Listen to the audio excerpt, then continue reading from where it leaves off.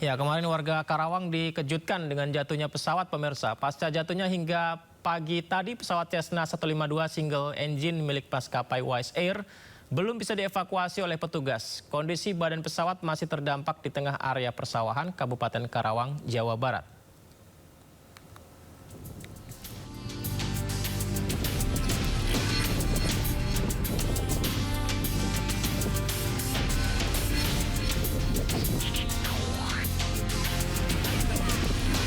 Ya, seperti inilah situasinya pemirsa, pesawat yang masih mendarat darurat ya di tengah-tengah persawahan, dan tim KNKT masih melakukan penyelidikan secara menyeluruh termasuk mengecek fisik pesawat.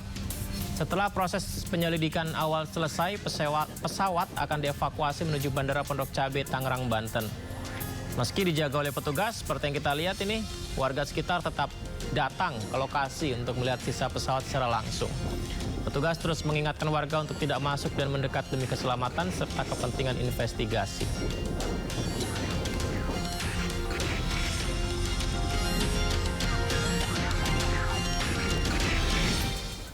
Lima awak pesawat Wise Air yang jatuh di Karawang akhirnya dipindahkan ke salah satu hotel di wilayah Purwakarta. Mereka dipindahkan untuk proses pemulihan setelah menjalani perawatan awal.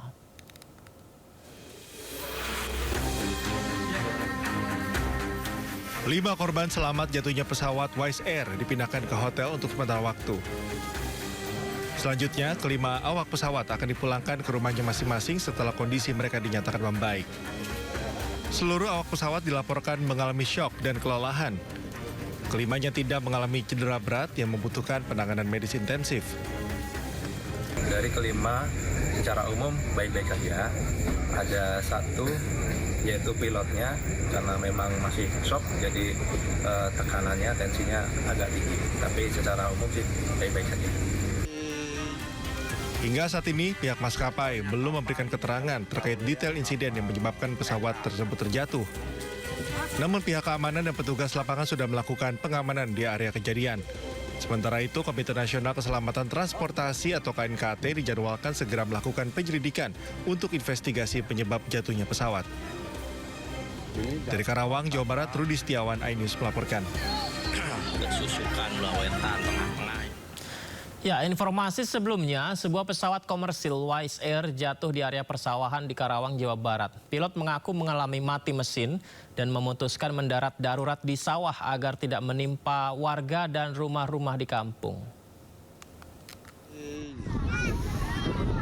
Jatuhnya kapal di Desa Kertaulia, kapal PK.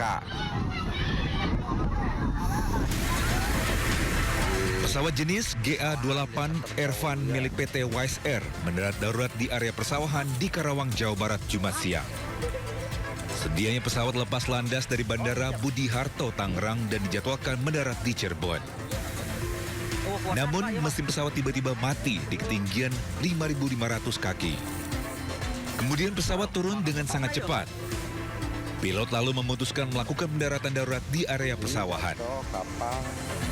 Drone yang paling dekat itu Halim, tapi kita lihat untuk pistanya nggak memungkinkan karena dengan ketinggian seperti itu melampaui 35 mile, saya kira berisiko untuk mendarat ke wilayah Jakarta sekitarnya, khususnya di Halim, karena di sekitar situ kalau nggak nyampe pasti banyak populasi. Jadi saya menyimpulkan mendarat darurat di wilayah persawahan. Sementara itu, 5 orang awak dalam pesawat selamat dan langsung dievakuasi ke rumah sakit. Tidak ada luka serius yang dialami seluruh awak pesawat. Tim Liputan iNews melaporkan. Kita beralih ke informasi lain. Polisi tangkap 4 tersangka dalam kasus kebakaran kediaman Hakim Tindak Pidana Korupsi Pengadilan Negeri Medan, Kamozaru Waruwu. Salah satu pelaku adalah mantan sopir Hakim.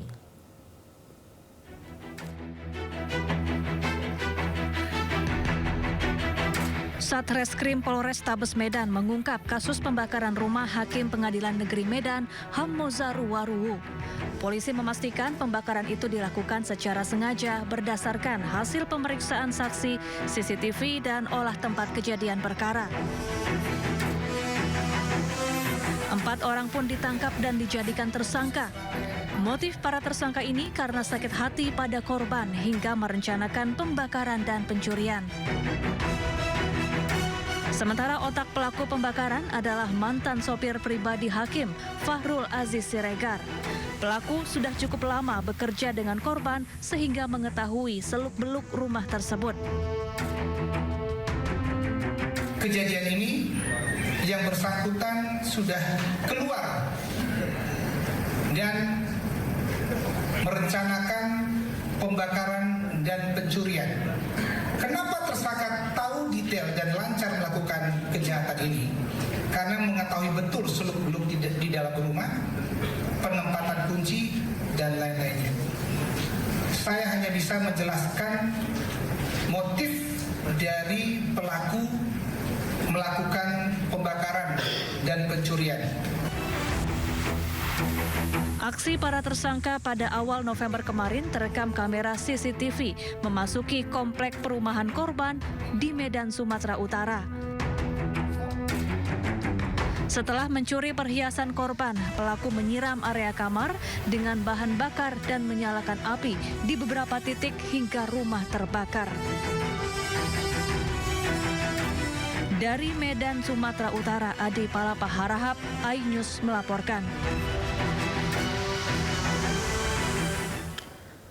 Pemirsa, dalam kasus dosen tewas tanpa busana di Semarang, Jawa Tengah, kekasih korban AKBP Basuki terbukti melanggar kode etik profesi.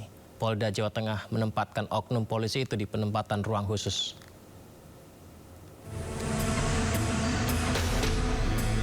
AKBP Basuki dipatsuskan selama 20 hari ke depan untuk menjalani pemeriksaan dan menunggu sidang kode etik. Dari hasil penyidikan, AKBP Basuki berada satu kamar dengan korban Dwinda Linca Levi saat ditemukan tewas di kamar hostel. Nantinya AKBP Basuki akan menjalani sidang etik atas pelanggarannya. Jika terbukti bersalah akan dikenakan sanksi berat hingga pemberhentian tidak dengan hormat atau PTDH. Perkara yang dilakukan oleh Bitpropam Polda Jawa Tengah bahwa AKBP B ini diduga telah melakukan pelanggaran kode etik profesi Polri, yaitu yang bersangkutan tinggal bersama dengan seorang wanita tanpa ikatan perkawinan yang sah. Perbuatan tersebut adalah perbuatan pelanggaran berat dari kode etik profesi Polri. Beratnya apa? Karena ini menyangkut masalah kesusilaan dan masalah perilaku di masyarakat. Dan oleh karena itu, AKBP B mulai dilakukan penempatan khusus atau kapsus 20 hari ke depan. Polisi terus mendalami kasus kematian dosen muda ini secara terang dan transparan.